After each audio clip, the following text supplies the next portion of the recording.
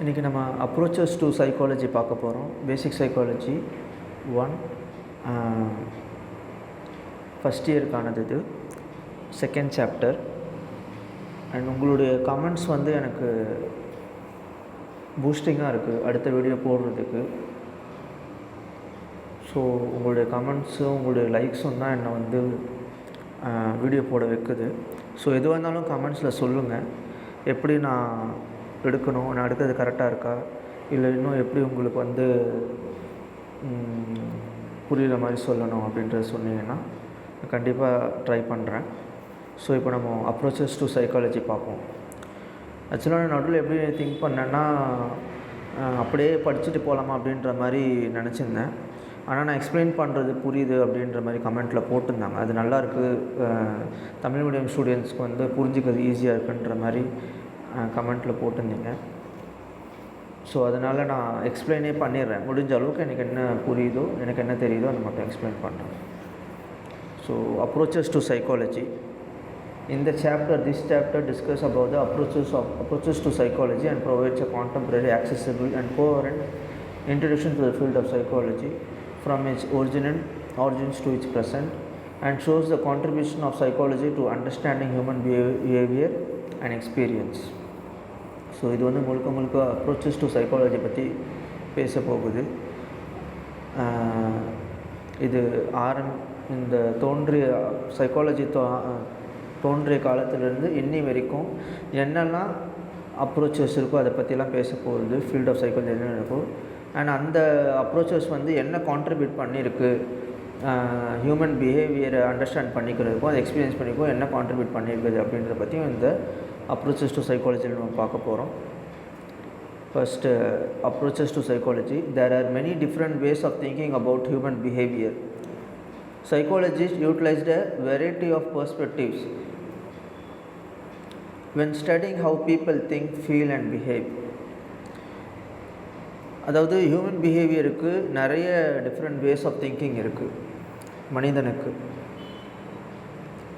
Psychologist வந்து அதை utilise பண்ணிப்பாங்க. அந்த வெரைட்டி ஆஃப் பெர்ஸ்பெக்டிவை அவங்க படிக்கும்போது எப்படி படிப்பாங்க, எப்படி மனிதர்கள் வந்து எப்படி திங்க் பண்ணுவாங்க, எப்படி ஃபீல் பண்ணுவாங்க, எப்படி பிஹேவ் பண்ணுவாங்க, இது எல்லாமே வந்து சைக்காலஜிஸ்ட் வந்து யூட்டிலைஸ் பண்ணிக்கிறாங்க. அந்த மனிதர்களுடைய பலவிதமான வழிமுறைகளையும் பலவிதமான கோணங்களையும் பயன்படுத்தி கொள்கிறாங்க. Some researchers focus on one specific school of thought, such as the biological perspective, while others take a more eclectic approach that incorporates multiple points of view. There is no single perspective that is better than other. Each simply emphasizes different aspects of behavior. அதாவது ஒரு சில researchers வந்து ஒரு specific school of தாட்டில் வந்து focus பண்ணுவாங்க, biological perspective அது மாதிரி. அதே மற்றவங்க வந்து ஒரு சிலர் வந்து more eclectic approach that incorporates multiple points of view, பலவிதமான பாயிண்ட்ஸ் ஆஃப் வியூ ஒன்று சேர்க்கக்கூடிய அப்ரோச் எடுப்பாங்க, அந்த தாட் எடுப்பாங்க. ஸோ ஒரு சிங்கிள் பெர்ஸ்பெக்டிவ் தான் இங்கே பெட்டர்ன்னு கிடையாது.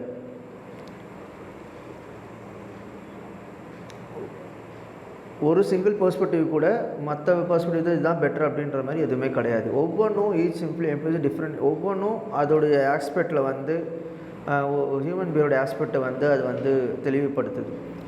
உதாரணத்துக்கு for example, let's consider the subject of aggression. ரொம்ப அக்ரெசிவாக இருப்பாங்க இல்லையா, அந்த அக்ரெஷன் அந்த ஒரு வெறித்தனமாக இருக்கிறது, அதிகமாக கோவப்படுறது அந்த மாதிரி. So someone who emphasizes a biological perspective would look at how the brain and nervous system impact aggressive behavior. எப்படி வந்து அந்த அக்ரெசிவாக பிஹேவ் பண்ணுறது வந்து நம்மளுடைய பிரெயின் அண்ட் நர்வஸ் சிஸ்டமையும் பயாலஜிக்கல் பெர்ஸ்பெக்டிவில் ஒரு சிலர் வந்து அதை பார்ப்பாங்க. இப்போ நானே வந்து எடுத்துட்டிங்கன்னா அக்குபஞ்சர் பண்ணுறேன். என்னுடைய பார்வை எப்படி இருக்குன்னா, கோவப்பட்டாங்கன்னா அவங்களுடைய உள்ளுறுப்புகள் என்னென்ன பாதிக்கப்படும், அதனால் என்னென்ன பிரச்சனைகள் வரும், அந்த ஒரு கோணம் இருக்கும். ஸோ இந்த மாதிரி ஒவ்வொரு சைக்காலஜிஸ்ட்டுக்கும் ஒவ்வொரு ரிசர்ச்சருக்கும் ஒரு கோவம் இருக்கும், ஒரு பார்வை இருக்கும், ஒரு பெர்ஸ்பெக்டிவ் இருக்கும். பயாலஜிக்கல் பெர்ஸ்பெக்டிவில் பார்க்கும்போது இதெல்லாம் இருக்குது. பயாலஜிக்கல் பெர்ஸ்பெக்டிவ்னு சொல்லும்போது எல்லாமே அதில் வந்துடும். உடல் ரீதியாக உடலில் என்னெல்லாம் மாற்றங்கள் என்னென்ன பிரச்சனை ஏற்படுத்துமோ அது எல்லாமே வந்துடும். ஸோ அந்த மாதிரி பார்ப்பாங்க. கோவப்படுறதுனால, அந்த வெறித்தனமாக இருக்கிறனால நம்மளுடைய உடல் என்னென்ன பாதிப்புகள் ஏற்படுத்துது அப்படின்ட்டு. Professional who stresses a behavioral perspective would look at how environmental variable reinforce aggressive actions. Types of approaches. இப்போது இந்த 8 அப்ரோச்சஸ் வந்து ஞாபகம் வச்சுக்கணும். மெயினாக இந்த ஹெட்டிங்ஸ் ரொம்ப முக்கியம். இதை பேஸ் பண்ணி நம்ம அதில் ஒரு எவ்வளோ முடியுமோ அதில் ஃபில்லப் எவ்வளோ முடியுமோ அவ்வளோ நம்ம ஒவ்வொன்றும் கரெக்டாக அண்டர்ஸ்டாண்ட் பண்ணி வச்சுருந்தோன்னா அதுக்கான விளக்கங்களை நம்ம கொடுக்க முடியும். பிஹேவியரல் அப்ரோச்னா என்ன, சைக்கோடைனமிக் அப்ரோச்னா என்ன, காக்னேட்டிவ் அப்ரோச்னா என்ன, பிஹேவியரல் நியூரோ சயின்ஸ்னா என்ன, எவல்யூஷனரி சைக்காலஜின்னு என்ன. இது 2 மார்க்கில் கூட கேட்கலாம். ஒவ்வொன்றும் இது 2 மார்க்கில் கூட கேட்கலாம். வாட் இஸ் பிஹேவியர் அப்ரோச்னு கூட கேட்கலாம். சோஷியல் கல்ச்சர் அப்ரோச்னா என்ன, ஹியூமனிஸ்டிக் மூமெண்ட்னா என்ன, பாசிட்டிவ் சைக்காலஜினா என்ன. ஸோ ஒவ்வொன்றும் நம்ம வந்து ஒரு பிஹேவியர் அப்ரோச் தான் என்னென்னு அட்லீஸ்ட் ஒரு 2 மார்க்குக்கு அளவாவது நம்ம தெரிஞ்சு வச்சுருக்கணும். So behaviour psychology is a perspective that focuses on learned behaviors. Behaviorism differs from many others' perspective because instead of emphasizing internal state, it focuses solely on observable behavior. Behavioural psychology வந்து முழுக்க learned பிஹேவியர்ஸில் தான் வந்து அது focus பண்ணும். அதாவது நம்ம ஒரு விஷயம் நம்ம கற்றுக்கிட்டு நம்ம பிஹேவ் பண்ணுறோம் அப்படின்னா எங்கேயோ ஒன்று நம்ம இது கற்றுக்கினது தான். நம்ம வீட்லேயோ நம்ம ஸ்கூல்லையோ நம்ம இருக்கிற ஏரியாவிலையோ நம்ம வேலை செய்கிற இடத்துல ஏதோ ஒன்று கற்றுக்கினது. ஸோ அதான் லேர்ன்டு பிஹேவியர்ஸ். இதில் மட்டும்தான் பிஹேவியர் சைக்காலஜி வந்து ஃபோக்கஸ் பண்ணுவாங்க.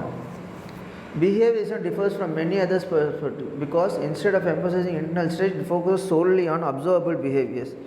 அதாவது அவங்களுடைய இன்டென்ஷன், அவங்களுடைய உள்ளுக்குள்ளே இருக்கக்கூடிய அவனுடைய எண்ணத்தை பார்க்க மாட்டாங்க. அவன் ஏன் கோவப்படுறான், இல்லை ஏன் அப்படி இது பண்ணுறான் அப்படின்றத பிஹேவ் பண்ணுறன்றது பார்க்க மாட்டாங்க.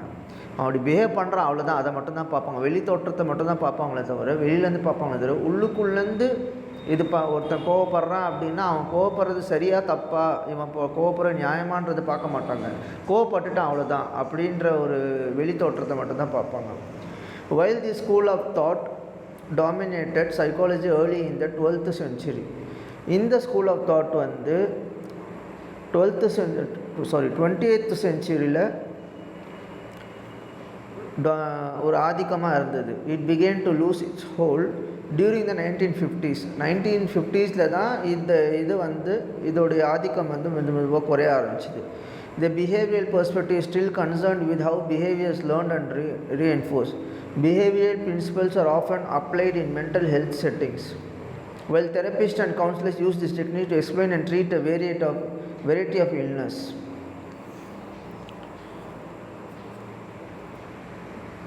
So, behavioral principles are often applied in mental health settings. So, mental health உடைய பேஸ் பண்ணி தான் இந்த பிஹேவியர் பிரின்சிபல்ஸ் இருக்கும். வேறு தெரபிஸ்ட் அண்ட் கவுன்சிலர்ஸ் வந்து இந்த டெக்னிக்கை யூஸ் பண்ணுவாங்க. பலவிதமான நோய்களை ட்ரீட் பண்ணுறதுக்கு பிஹேவியர் பிரின்சிபல்ஸை தான் யூஸ் பண்ணுவாங்க. The behaviorists made substantial contributions to psychology by identifying the principles of learning. Although the behaviors were inherent in the beliefs that it was not possible to measure thoughts and feelings,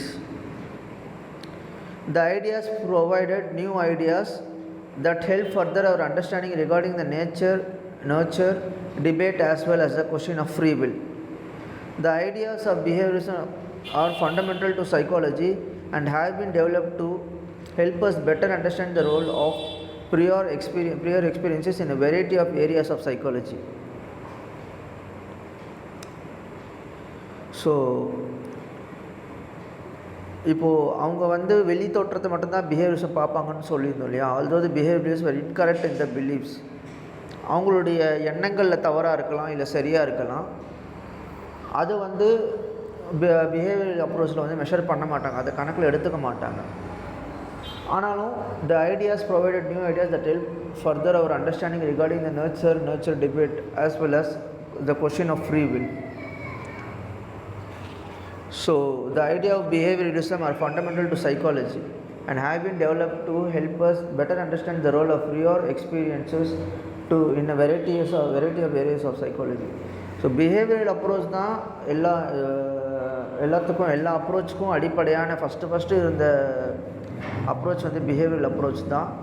இதுதான் வந்து சைக்காலஜியில் ஆரம்பம் காலத்தில் 20th சென்ச்சுரியில் அதிகமாக use பண்ண போட்டிருக்கு. ஆனால் 1950s அதனுடைய ஆதிக்கம் அது வந்து குறைய ஆரம்பிச்சிருக்கு. அதுக்கப்புறம் வேறு அப்ரோச்சஸ் வந்திருக்கு, வேறு பெர்ஸ்பெக்டிவ் வந்திருக்கு. ஆனால் பிஹேவியர் இங்கே பார்த்தீங்கன்னா today the behaviour perspective is still concerned with how behaviours are learned and reinforced.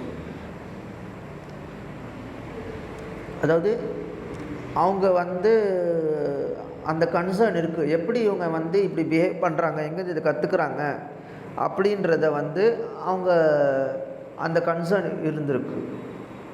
இன்றைக்கும் அந்த கன்சர்ன் இருக்குது.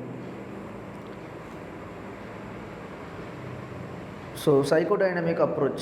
The psychodynamic perspective originated with the work of Sigmund Freud. Sigmund Freud தான் வந்து psychodynamic approachன்றதை ஒன்று கொண்டு வராரு. This view of psychology and human behavior emphasizes the role of unconscious mind, early childhood experiences and interpersonal relationship to explain human behavior and to treat people suffering from mental illness. இப்போ மேலே behavioural அப்ரோச்சில் mental illness treat பண்ணுறதுக்கு நிறைய therapist வந்து behavioural அப்ரோச்சை பயன்படுத்தி இருக்காங்க. ஆனாலும் அது பத்தலை. அதுக்கப்புறம் தான் சிக்மண்ட் ஃப்ரெண்டு சைக்கோடைனமிக் அப்ரோச்சுன்னு ஒன்று கொண்டு வராரு. இது எதை பற்றினா mostly this view of psychology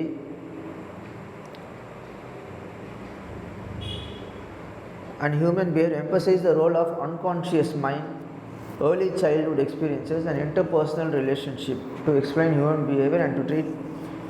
இவர் என்ன சொல்ல வர்றாருன்னா, அப்புறம் அந்த unconscious mind, early childhood experiences, interpersonal relationship, அவங்க உள்ளுக்குள்ளே எப்படி திங்க் பண்ணுறாங்க, அவங்க உள்ளுக்குள்ளே அந்த அவங்களுடைய தொடர்பு எப்படி இருக்குது, அப்புறம் அவங்கள அறியாமல் அவங்களுடைய மைண்டுக்குள்ளே என்ன நடக்குது, ஏதோ ஒன்று ஓடிட்டுருக்கு. அப்புறம் அந்த ஏர்லி சைல்டுஹுட், அந்த சின்ன வயசில் வந்து குழந்தைங்க வந்து அம்மா அப்பா சண்டை போட்டனால ஒரு சில பாதிப்புகள் ஏற்படலாம் அவங்களுக்கு மனசில். அதனால் இந்த அப்ரோச்லாம் அவர் கொண்டு வந்தார். அதனால் அவங்களுக்கு என்னென்ன பிரச்சனைகள் இருக்குது, என்னென்ன மென்டல் இல்னஸ், இதெல்லாம் அப்புறம் வந்து கொண்டு வர்றார் அவர். Psychoanalysis became one of the earliest major forces within psychology thanks to Freud's work and influence. Freud conceived of the mind as being composed of three key elements: the ID, ego and the superego. அதாவது ஃப்ரெட்மண்ட் Sigmund Fred தான் வந்து மைண்டை வந்து மூணு key கொண்டு compose இருக்குது. அதாவது 3 விஷயங்களாக பிரிஞ்சிருக்கு அப்படின்றத கன்சீவ் புரிஞ்சுக்கிட்டு அதை வந்து சொல்கிறாரு. என்ன அப்படின்னா the id, the ego and the super ego அப்படின்றது. ஐடினா என்ன? The id is the part of the psyche that includes all the primal and unconscious desires. ஐடின்றது primal and unconscious desires. Ego is the aspect of the psyche that must deal with the demands of the real world. Super ego is the last part of the psyche to develop and is tasking with managing all our intellectual morals, standards and ideals. So இந்த Sigmund friend பற்றி பேசும்போது இந்த 3 விஷயம் ரொம்ப ரொம்ப முக்கியம். அவர் இந்த ID, ego and super ஈகோன்றதை கன்சீவ்னா அவருக்கு உணர்த்தப்படுது, அவருக்கு புரிஞ்சதை அவர் வந்து சொல்கிறாரு. ஸோ இதுக்கு வந்து சைக்காலஜிஸ்ட் வந்து அவருக்கு தேங்க் பண்ணுறாங்க. ஏன்னா இந்த ஒரு விஷயம் வந்து ரொம்ப ரொம்ப யூஸ்ஃபுல்லாக இருக்குது. ஸோ இந்த ஐடினா என்ன, ஈகோனா என்ன, சூப்பர் ஈகோனா என்னன்றதை மெயினாக நம்ம வந்து இதில் தெரிஞ்சு வச்சுக்கணும்.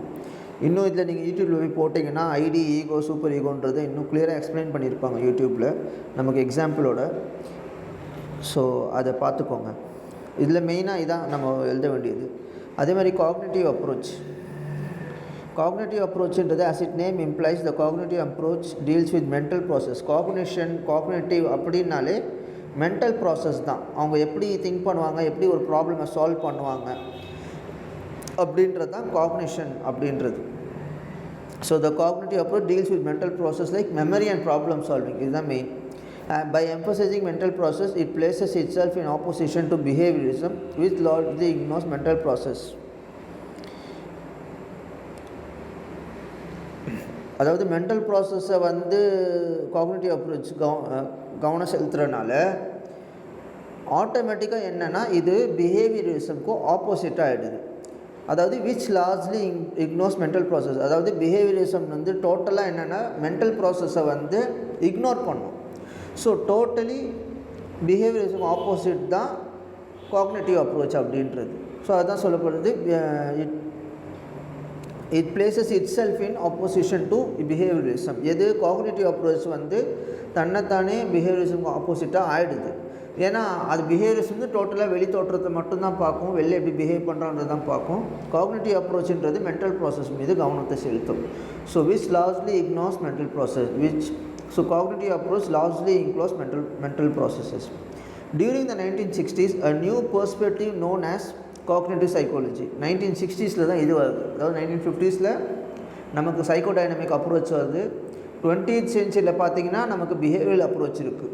ஸோ இதெல்லாம் ஞாபகம் வச்சுக்கணும். ஃபஸ்ட்டு 20th century, அப்புறம் 1950s சைக்கோடைனமிக், 1960s வந்து a new perspective known as cognitive psychology began to take hold. This area of psychology focus on mental process such as memory, thinking, problem solving, language and decision making. இது ஃபுல்லாக mental process தான் cognitive அப்ரோச்ன்றது concentrate பண்ணும்.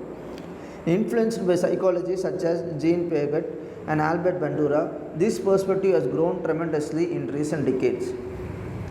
என்னுடைய pronunciation தப்பாக இருந்தால் மன்னிக்கணும்.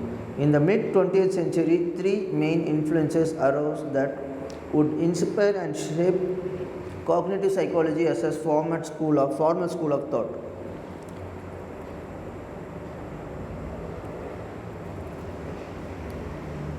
அதாவது 20th centuryக்கு நடுவில் மிடில் த்ரீ மெயின் இன்ஃப்ளூயன்சஸ் வந்து வருது.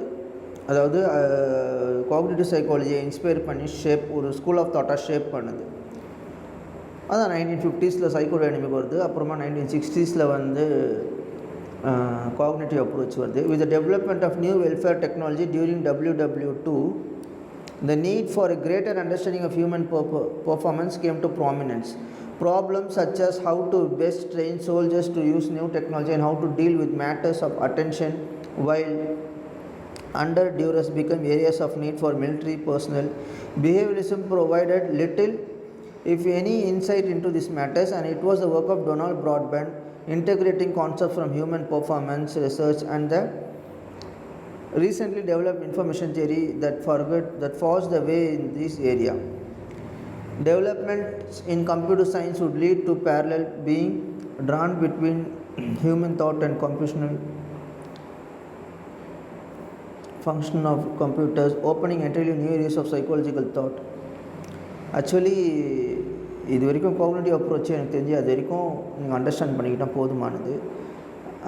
டைம் ரொம்ப ஆகிட்டே போகுது. நியர்லி 18 minutes இப்போவே ஆகிடுச்சு. அடுத்தது பிஹேவியர் நியூரோ சயின்ஸ் நான் போயிடுறேன்.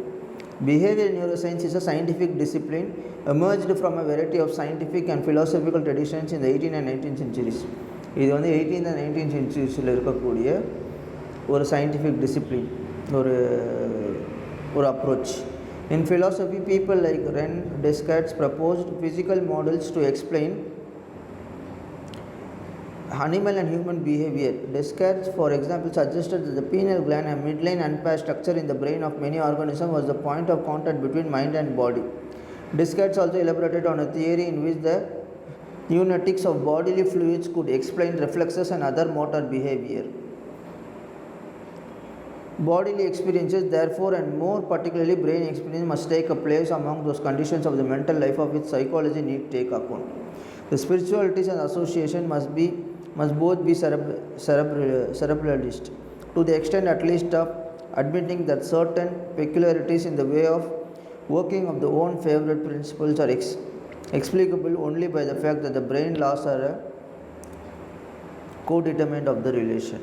Our first conclusion then is that a certain amount of brain physiology must be a presupposed or included in psychology. The emergence of both psychology and behavioral neuroscience has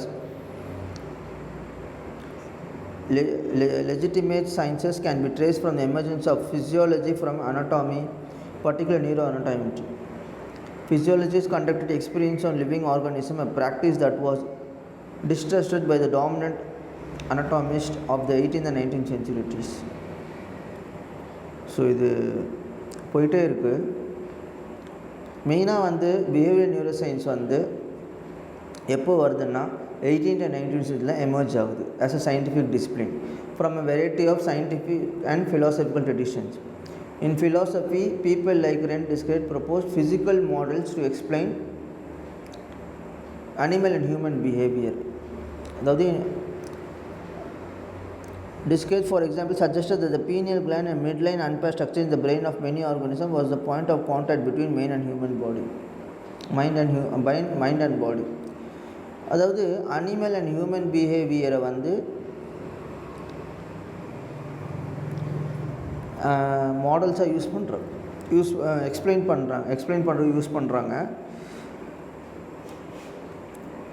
அதாவது pineal gland இருக்குது இல்லையா, midline unpaired structure இந்த brain of many organism, நிறைய ஆர்கானிசமில் இருக்கும். அது was the point of contact between mind and body. நம்மளுடைய மனசுக்கும் பாடிக்குமான கான்டாக்ட் எதுன்னு கேட்டிங்கன்னா இந்த பீனல் கிளாண்ட் தான். Descartes also elaborated on a theory in which the pneumatics of bodily fluids could explain reflexes and other motor behavior. அப்புறம் அவர் வந்து இன்னும் நியூமேட்டிக்ஸ் ஆஃப் பாடிலி ஃப்ளூயிட்ஸ் கூட வந்து explain reflexes and other motor பிஹேவியரை வந்து அது எக்ஸ்பிளைன் பண்ணும். பீனல் கிளாண்ட் வந்து மைண்ட் அண்ட் பாடிக்கு உள்ள கான்டாக்டை வந்து எக்ஸ்பிளைன் பண்ணும். அதுக்கப்புறம் bodily fluids நியூமேட்டிக்ஸ்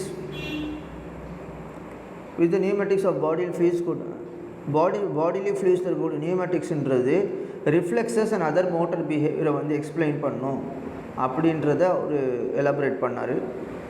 so bodily experiences therefore and more particularly brain experiences must take a place among those conditions of the mental life of which psychology need take account. I am a spiritualist and the associates must both be cerebralists to the extent at least of admitting that certain peculiarities in the way of working of the own favorite principles are explicable only by the fact that the brain laws are a co-determinant of the result.